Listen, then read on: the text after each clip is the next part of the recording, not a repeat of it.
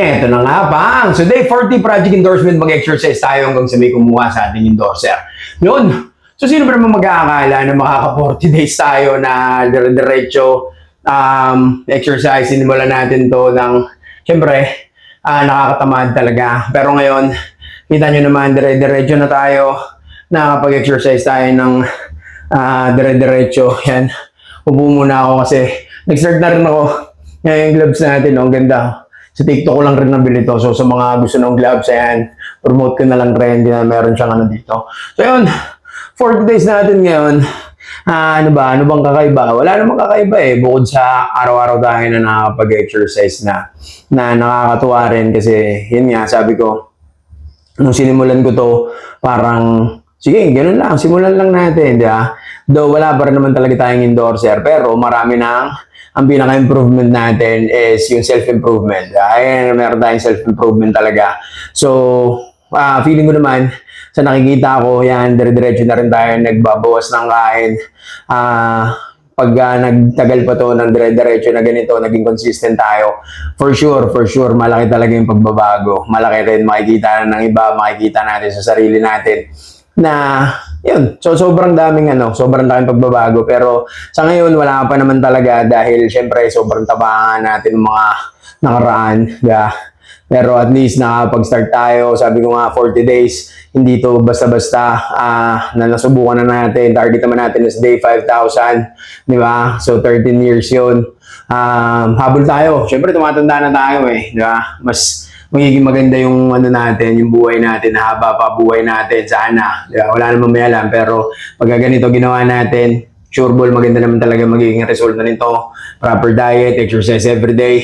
Day 40 pa lang tayo ngayon, masyado pang mahaba, marami pang mangyayari, pero samahan nyo na lang rin ako. Let's go!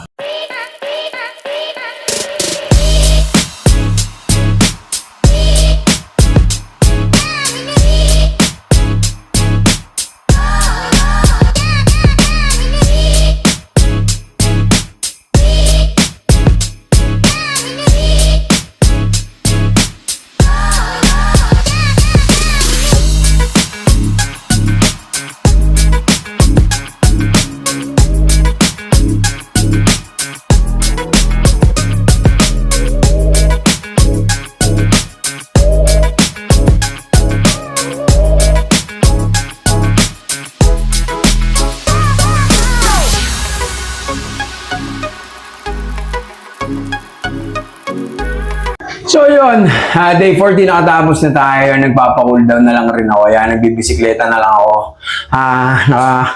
Shoulders tayo kanina, shoulders, biceps, yan. Tapos yung traps natin, syempre ginamit para natin, favorite natin, yan. Yung pang-exercise natin na bench na may pang pull down. So yun, good run para sa day 40 natin. Nakakamiss din yung pagtakbo. Yung maglakad-lakad sa labas, hindi na namin nagagawa kasi medyo pagod-pagod talaga rin sa trabaho. Tapos nagbago rin kasi ng kaperaso yung schedule natin. So late na tayo nakakauwi. Tapos magpapahinga, matutulog, yun. Hirap din. Pero at least, di ba, nakapag-home gym tayo, yan. Tapos ito yung bagong trip natin. Yung pagbibisikleta natin, stationary bike lang muna tayo. At least, nakakatulong pa rin naman to. Para na rin siguro yung pag tumatakbo ka, ganun na rin na naglalakad ka. Tapos may treadmill pa rin naman tayo rito. Nagagamit pa rin niya, pero kung hindi ko siya nagagamit, puro bisikleta lang ako ngayon. Tapos, puro weights. Puro strength training lang muna ako. Tapos sasamahan natin ng diet. Ganun pa rin, wala pa rin tayong timbang. Di pa rin natin alam kung anong timbang natin. Feeling ko naman, di naman sobrang big deal noon, kaya hindi ko rin ginagawa. Pero ngayon, at least naka day 40 na tayo. Consistent tayo sa pag-exercise natin. For sure, pagdating ng panahon, magbubunga rin lahat ng pinagkapagawa natin. So, day 40, alam ko wala namang pakialam, pero samahan nyo na lang rin ako. Let's go!